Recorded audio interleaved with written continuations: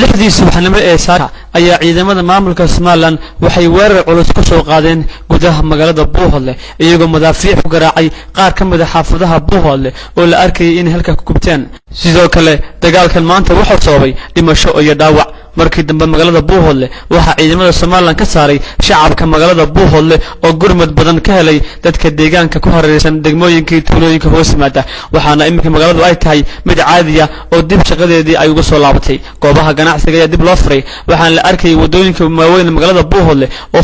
hub fara badan la dhaxwatay waliba dhalinyaro dhinacyo badan isu yaacasa qaar ka mid ah saraakiisha ciidamada deegaanka Buuhoodle ayaana ka hadlay dagaalkii maanta ka dhacay Buuhoodle habeenimo ayay wararkii koobaadna soo saareen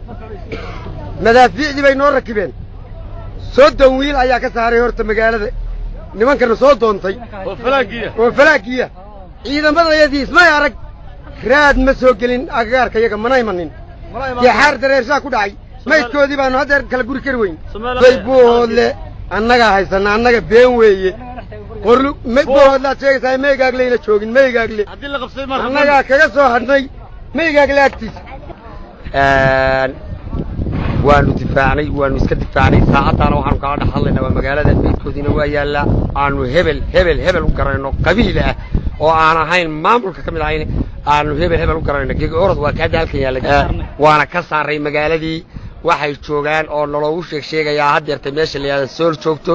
iyo cumaraji iyo halkaasay joogaan waananu ka daba tegaynaa haddii ilaahay idmo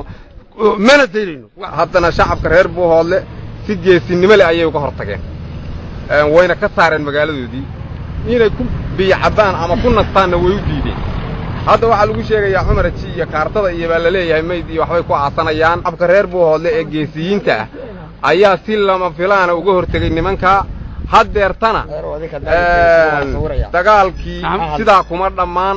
insha Allah waxaan rajaynaynaa inta burca ka sokaysa inaanu annagu iyagu Buuhoodle yimaadeen oo koonaha intay wax ka rideen ka yaaceen aanu annagoo shacaba ilaa Buuhoodle ilaa iyo dagaal xun baa meesha ka dhacay waxaa looga saaray saaka aroortii iyadoo dadku iska hurdo waxna markaa uu tukaday oo aan markaa dee dagaal la filayn bay dagaal soo qaadeen laakiin nasiib wanaag ciidan caabiyey baa ka hortegey magaaladiina hadda waa laga saaray dagaalkuna ilaa hadda wuu soconayaa mid joogsanayana maaha ilaa nin waliba wuxuu doonayo uu gaadho oo nin waliba uu siduu doonayo uu ka fulo dagaalkaasi mid joogsanaya maaha waayo wax ka maqan oo Buuhoodle ka yaalla iyo wax laga hayo midna ma jiro markaa ninka soo doontay reer Buuhoodle ilaa salkaa lala gaadhayaa waana lala dhammaynayaa ilaa iyo meesha uu doonayaa lala wadaya